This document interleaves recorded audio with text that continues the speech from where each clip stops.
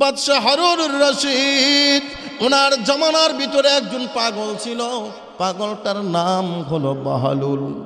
চিনে ফেলেছেন তো নাকি? মুসলমান, বাহালুলকে সবাই বোকা মনে করত। বাদশাও জানে বাহালুল বোকা, খায় দায় ঘুরে ফিরে পাগল টাইপ মানুষকে কিন্তু সকলেই ভালোবাসে, ঠিক কি ঠিক না? ওর কোনো লক্ষ্য নাই, উদ্দেশ্য নাই, দুনিয়ার কোনো ইনকামের ধান্দা নাই, জমানোর কোনো ধান্দা নাই। ও আমার ভাই, বাহালুল পাগল ঠিক, কিন্তু দুনিয়ার পাগল না, আমার আল্লাহর পাগল। বাদশাহ ডেকে বলেন, রে বাহালুল। বাহালুল বাদশার সামনে বলেন, জি বাদশাহ নামদার। বাদশাহ হারুনুর রশিদ ডেকে ডেকে উঠে বলেন, রে বোকা কি করিস? কয় কি আর করব, খাই দেই ঘুরি ফিরি। কয় আজারা খালে চলবে না। রে বাহালুল, তোরে আমি একটা কাজের জিম্মাদারি দেই, একটা কাজের দায়িত্ব দেই। বাহালুল বলেন, দেন। এবার বাদশাহ পিছন থেকে এতখানি একটা লাঠি বের করেছেন। বাহালুল ভয় পেয়ে গেছে, এই বাদশাহ নামদার লাঠি দিয়ে না জানি আমারে মারে। কিন্তু না, বাদশাহ ডেকে বলেন, রা পাগল, ভয় করিস না, তুই বোকাই রয়ে গেলি। এ বোকা, তোরে আমি একটা কাজের জিম্মাদারি দিলাম। বোকা রে, এই লাঠিখানা তোর হাতের মধ্যে দিলাম, তুই আমার জগৎ ঘুরতে থাকবি, আমার এরিয়া বাদশাহীর এরিয়া ঘুরতে থাকবি। তোর চেয়ে বেশি বোকা যদি কোনোদিন মিলে, তার হাতে লাঠিটা তুই ট্রান্সফার করে দিবি। চিৎকার দিয়ে কোন সুবহানাল্লাহ।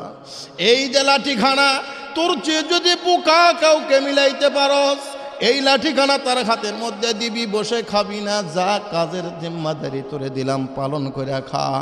এবার বাহালুল ঘুরতেছে অনেক দিন ঘোরার পরে রাজদরবারে হাজির হয়ে গেছে। বাদশার সামনে পড়ে গেছে, সালাম বিনিময়, কুশল বিনিময় হয়ে গেছে।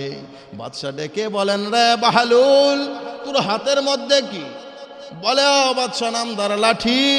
হাইরা বোকা, এতদিন খুঁজলি কোনো বোকা মিলাইতে পারস নাই। এবার বাহালুল বলে, বাদশাহ নামদার, আপনি ঘোষণা করেছেন আমার চেয়ে বেশি বোকা যে হবে, আমার চেয়ে বড় বোকা যে হবে, তার হাতে লাঠি দিতে। আমি এতই খুঁজলাম, আমার চেয়ে বড় বোকা আমি মিলাইতে পারি নাই। আমার থেকে বোকা আর আমি কাউকে পাইওনি, লাঠিও দেইনি। বাদশাহ বলে, যা বসে থাকিস না, আরো ঘোর, যা সময় আছে। অনেক দিন ঘুরছে, ঘোরার পরে আবার আসছে, হাতের মধ্যে লাঠি। লম্বা কথা, সময় কম, ছোট করে দিলাম। এ বাহালুল, হাতের মধ্যে কি বাদশাহ নামদার লাঠি? এখনো দিতে পারোস নাই? বলে না। এই কেন দিলি না? বলে, বোকাই তো মিলে না, দিব কারে? আমার চেয়ে বোকা আমি পায়ও নাই, লাঠি দিতেও পারি নাই, পালে আমি ছাড়বো না, চেষ্টা করতেছি, কিন্তু আমার থেকে বোকা আমি মিলাইতে পারি না। মুমিন ভাই, গভীর করে মনোযোগ লাগায়। বাদশাহ ডেকে ডেকে উঠে বলেন, যা আর একটু খোঁজাখুঁজি কর। বাহালুল নাই রাজদরবারের বাহিরে। বাদশার অন্তিম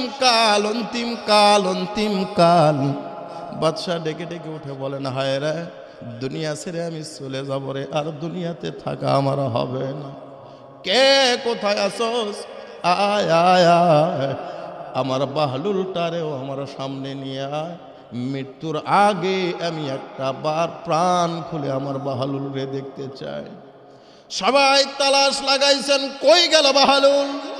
খোঁজার পরে, বিভিন্ন গভর্নরদের খোঁজ দেওয়ার পরে বাহালুলের তালাশ যখন মিলছে, বাহালুলকে নিয়ে বাহালুলের খোঁজ মেলার পরে বাদশার শিওরে বাহালুল এসে বসে গেছে, সালাম বিনিময়।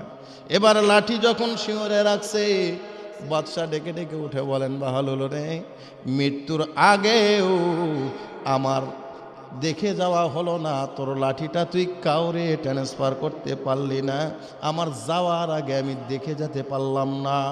যেই বলছেন আমার যাওয়ার আগে দেখে যেতে পারলাম না, অমনি বাহালুল বলছেন, কি বাদশাহ নাম্বার, কি বাদশাহ নামদার, কি বলেন, কই যাবেন আপনি, কই যাবেন? বাদশাহ বলে, বাহালুল রে, সময় হয়ে গেছে, আমাকে যেতে হবে, দুনিয়ার মায়া ত্যাগ করতে হবে রে, আর থাকতে পারবো না, সব পরে রবে। আমি অন্ধকার কবর দেশের যাত্রী হতে চলেছি। এ বাহালুল, কিন্তু আফসোস থেকে গেল, লাঠিখানা তুই কাউরে দিতে পারলি না। এবার বাহালুল বলেন, না আপনি এমনি যাইতে পারেন না, আপনার যাওয়ার একটা তাল আছে, বাদশার যাওয়ার একটা তাল আছে না নাই? এই জোরে কান, কি কোন আপনি? আপনার প্রত্যেকটা সফরের তাল আছে, আপনি এমনি একা যেতে পারেন না। আমি দেখেছি দুনিয়ার জমিনে যদি আপনি একটা দিনের জন্য সফর শুরু করেন, আমি দেখেছি দুনিয়ার জমিনে একটা দিনের জন্য যদি আপনি সফর শুরু করেন, একদিন সফরের জন্য কত উজির লাগে, নাজির লাগে, কোটাল লাগে, পুলিশ লাগে, আর্মি লাগে, বিডিআর লাগে, কত দেহরক্ষী লাগে, ডানে বামে সামনে পিছনে পাহারা দেয়। আপনি একজন দেশ প্রধান, আপনি একজন বাদশাহ, একটা রাজত্ব পরিচালনা করেন, আপনার একা যাওয়া কোনো দিন আমি দেখতে পারি নাই। আপনাকে কঠোর নিরাপত্তার মাধ্যমে নিয়ে যাওয়া হয়।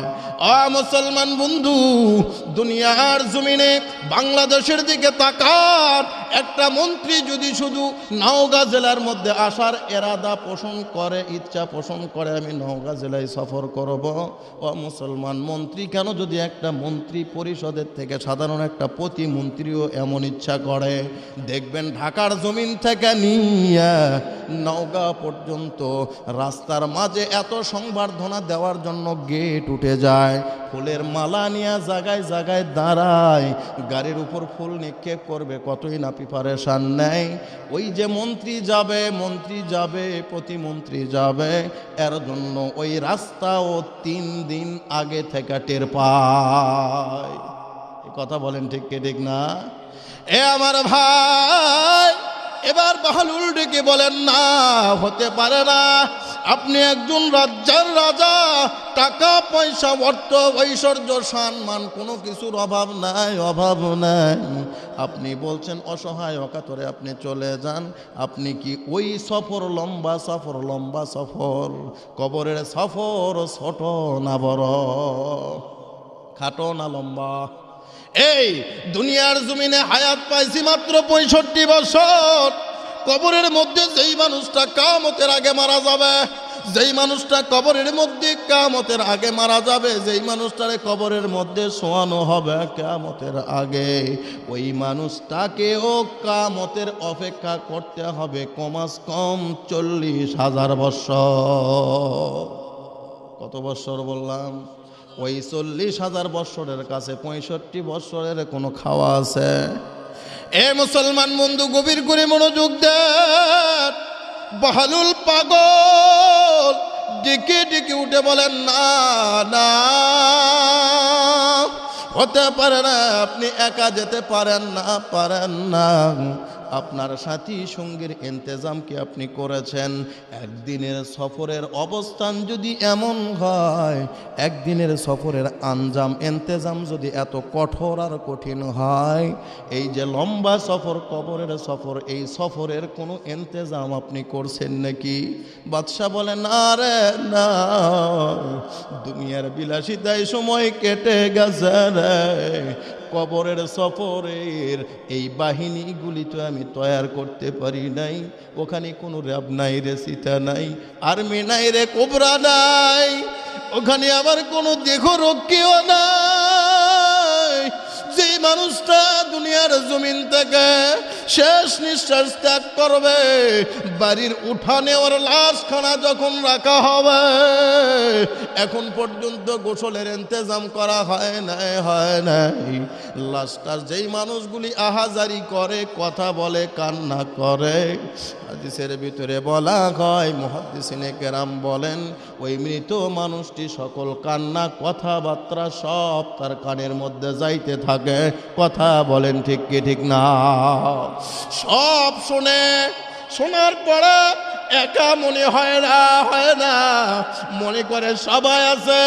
ওই তো আমার মা কান্না করতেছে, ওই তো আমার সন্তান কান্না করতেছে, ওই তো আমার বাবা কান্না করতেছে, ওই তো আমার প্রতিবেশী কান্না করতেছে, ওই তো আমার বোন কান্না করতেছে, তারা স্যারে আমাকে যেতে দিবে না, দিবে না, দিবে না। এই ভেবে সে অপেক্ষমান অবস্থায় থাকে। যখন গোসলের ইন্তেজাম হয়ে যায়, গার মধ্যে হাত লাগায়, গরম পানি গার মধ্যে ছিটা দেয়। দুইজন মানুষ যখন এত সুন্দর করে ইন্তেজাম করে, তখনও তার পাশে শিওরে ডানে বামে তাদেরকে দেখে উপলব্ধি করে, হায় রে, মশারিটার ভিতরেও তো আমি একা নয়, আমার সঙ্গে দুইটা সঙ্গী আছে। আমার ভাই, যখন কাফনের কাপড়টার ভিতরে তিনটা বড় কাপড় দিয়া চকলেটের মতন দুইটা সাইড মোড়ায়া দেয়, মসজিদের খাটিয়ার উপর যখন রাইখা দেয়, তখনও লাশটা মনে করে ডানে বামে সামনে পেছনে অনেক মানুষ, আমি তো একা নয় রে, ভয়ের কোনো কারণ নাই। এবার যখন জানাজা সমাপ্ত হইয়া যায়, সন্তানরা তাড়াহুড়া কইরা যখন ওই পালকি খানা মাথার উপরে উঠায় নেয়, ঘাড়ের উপরে উঠায় নেয়, ডানে বামে সামনে পিছনে সকলে হাত লাগায়, আপন জনেরা হাত দিয়ে থাকে, ও মনের মধ্যে সান্ত্বনা দেয়, ওরে আমি তো একা নই, ওই তো আমার এক ছেলে, ওই তো আমার আরেক ছেলে, এই তো আমার ভাগিনা, এই তো আমার ভাতিজা, ওই তো আমার জ্যাঠো, ওই তো আমার ভগ্নিপতি, আমার খাটিয়ার মধ্যে হাত লাগাইছে, আমারে একা যাইতে দিবে না। এই কথা বইলা রওনা যখন কবরের দিকে হইতে লাগে, এই কবরের পাশে যখন খাটিয়া রাখে, সবাই কবরের পাশে বাউন্ডারি দিয়ে রাখছে। মুমিন ভাই, এই কবর থেকে লাশটাকে কবরের মধ্যে নামানো হয়, দুইটা মানুষ কবরের মধ্যে নামে, তখন লাশ চিন্তা করতে থাকে, হায় রে, সবাই উপরে থেকে গেল, অন্ধকার ঘরের মধ্যে শুধু দুইটা মানুষ আমার আপন রয়ে গেল। কয়জন বললাম? দুইজন। কিন্তু না না না, আমার ভাবনাটা মোটেও ঠিক না। খপ কইরা যখন আমার মর্মাগুলি কইলা দিছে, দুইটা মানুষকে নিয়ে যখন আমি দিলের মধ্যে সান্ত্বনা পাইছি, দুইজন আমার কবরে আছে, কিন্তু না, কিছু পরে এই কবরের বাঙ্কারটা ধইরা যখন দুইজন ফুসকি মাইরা উপরে উঠা যায়, কবরবাসী চিন্তা করে, হায় রে হায়, আমি বড় অসহায়, আমারে রাইখা তোরা কই যাচ্ছে ভাই, আমি একা কেমনে থাকবো? এই কথা বলার সঙ্গে সঙ্গে কবরের উপরে যখন বাঁশের পারণ পাড়া শুরু হয়ে যায়, মুখের দিক থেকে যখন পাড়তে থাকে, কিছু ফোঁকা দেখতে পাই, মনের মধ্যে সান্ত্বনা দেয়, আমি একা নই রে, দূর থেকেও আমার সহযোগী আছে। কিন্তু যখন মাটি পড়া শুরু হয়ে যায়, তখন শুরু হয়ে যায় জিন্দগির খেলা। হাইরে, কার জন্য এত করলাম, কার জন্য এত করলাম, কেউ তো আমার কাছে কবরে রইল না, কাউকে আমি সঙ্গী হিসাবে পাইলাম না। ওরে বিবি, এত করে বললি আমারে ছাড়া তুই থাকতে পারবি না, আমারে ছাড়া তোর একটা দিনও চলবে না, আমি ছাড়া তোর জীবন ব্যথা, আমি ছাড়া তোর জীবন চলে না।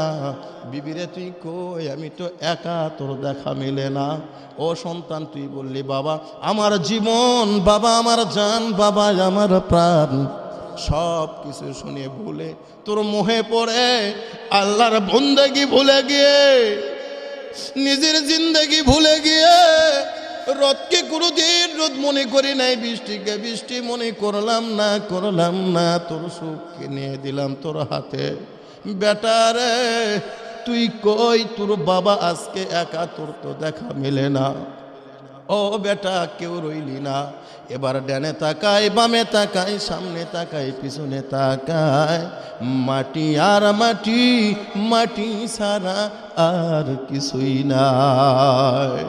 এবার হারুন বলেন, ও বাহালুল, আমি তো সব সাজাইলাম, কিন্তু কবরের জিন্দেগি সাজাইলাম না। আমি তো ভুইলা গেছি রে বেটা, তুই তো ভালো কথা স্মরণ করছস। বলে ঠিক আছে, আরও একটা ব্যাপার, আমি আপনার সঙ্গে যত সফর সঙ্গী হয়েছি, আপনার সঙ্গে আমি যতগুলি সফর করেছি, প্রত্যেকটা সফরে দেখেছি আপনার খানার একটা ব্যাপার আছে। ও আমার ভাই, প্রত্যেকের খানার একটা ব্যাপার আছে না নাই? যেমন আমার আগের হজরত বয়ান করে গেলেন, শুনলে আশ্চর্য হবেন, উনি কিন্তু খানা খান না, উনি শুধু সবজি খান, একটু ফলমূল খান, ভাত খান না। এটা হলো ওনার ব্যাপার। কথা বলেন ঠিক কি ঠিক না? এক একজন মানুষের এক একটা ব্যাপার।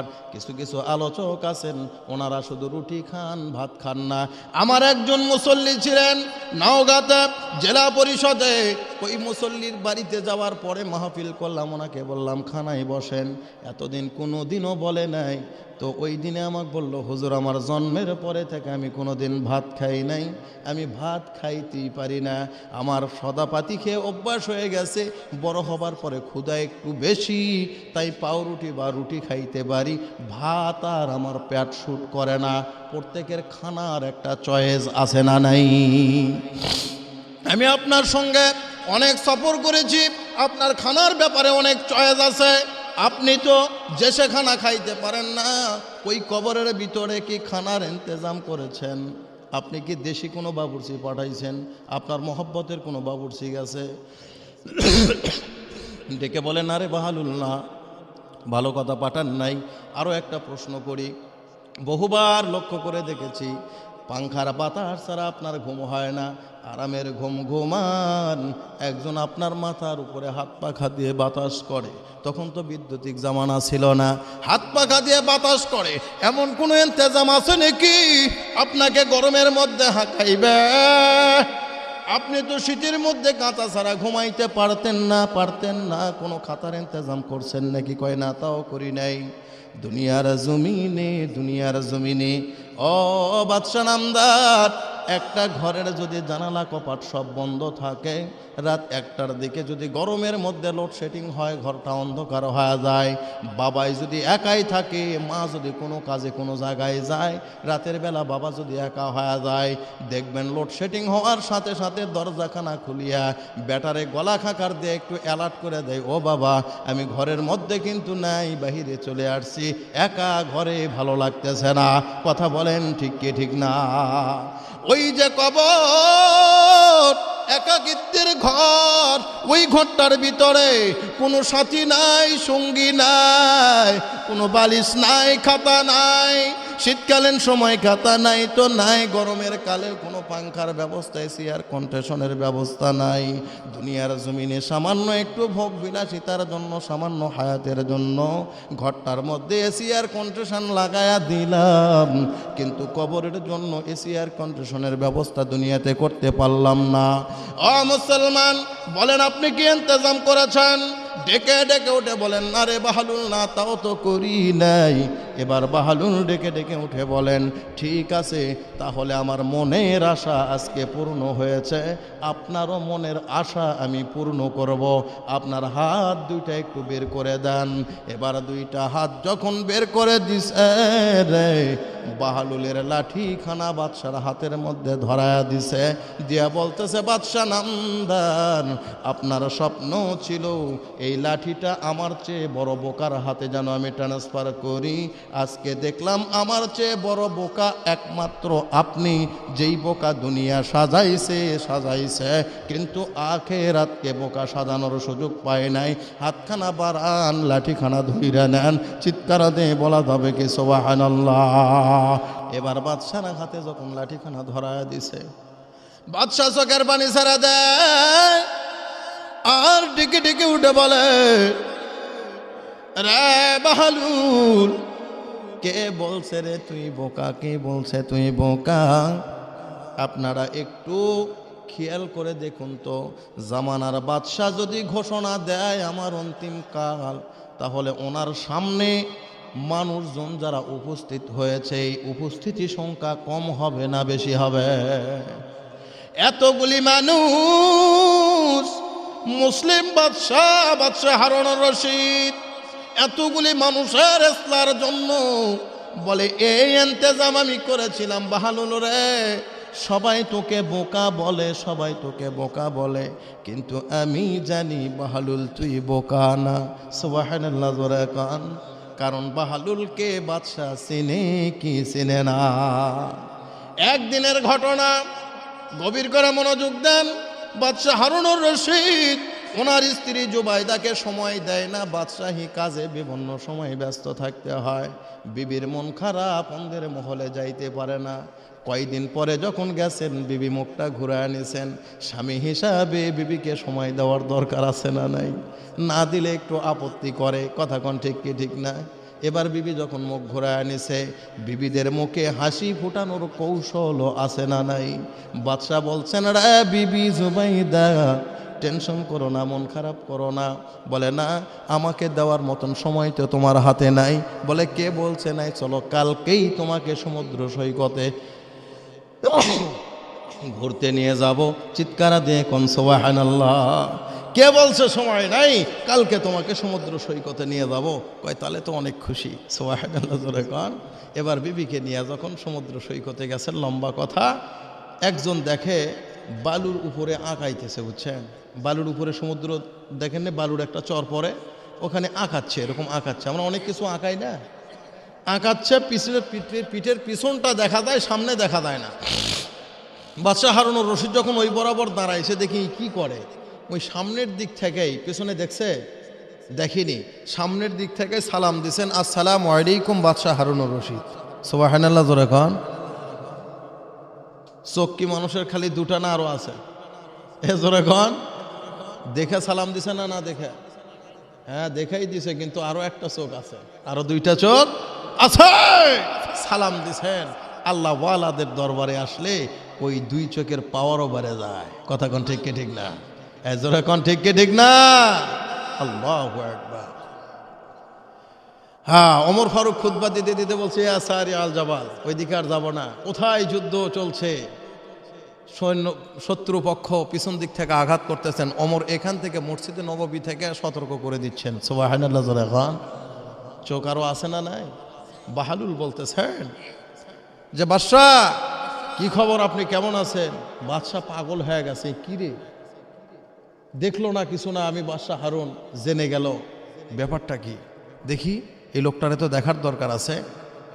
সামনের দিকে গেছেন, যাওয়ার পরে বলতেছেন, কে আপনি? কয় আমি বাহালুল। ও, তোমার নাম শোনা আছে, তোমার নাম শোনা আছে, তুমি তো পাগল। বলে হ্যাঁ আমি পাগল। সুবহানাল্লাহ জোরে কোন। মানুষ পাগল বললে কোনো সমস্যা আছে? জোরে কোন। কিন্তু পাগলটা তুমি বলো, দুনিয়ার পাগল বলো না, আখিরাতের পাগল বলো। ঠিক কি ঠিক না আমার ভাইরা? এবার বাহালুল বলতেছেন, হ্যাঁ আমি পাগল। তা কি করো এখানে? তো বলতেছে ঘর আঁকাচ্ছি, ঘর আঁকাচ্ছি। তাই ঘর আঁকা কি হবে বালুর উপরে? কয় বিক্রি করব। কি করব? বুঝতে পারছেন আমার কথা? আচ্ছা, ওই যদি বালুর উপরকার ঘর বাদশাহ যদি বলে আমি বিক্রি করব, তাহলে ওই যে পাগল, আর কোনো প্রমাণ দেওয়া লাগিচ্ছে? হ্যাঁ, বাদশাহ বলতেছে হয় এরকমই তো হওয়া লাগবে, এইরকমই হওয়া লাগবে। পাগল শুনেছি কিন্তু দেখিনি তো কোনো দিন। পাগলরা এইরকমই করে।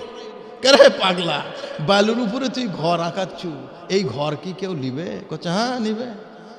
হ্যাঁ নিবে, যাই মর্ম বুঝবে তাই ঠিকই নিবে। কচ্ছে মর্ম কি? কচ্ছে আমার কাছে 1 টাকাতে যদি ঘর কিনে কেউ, কয় টাকা? 1 টাকা।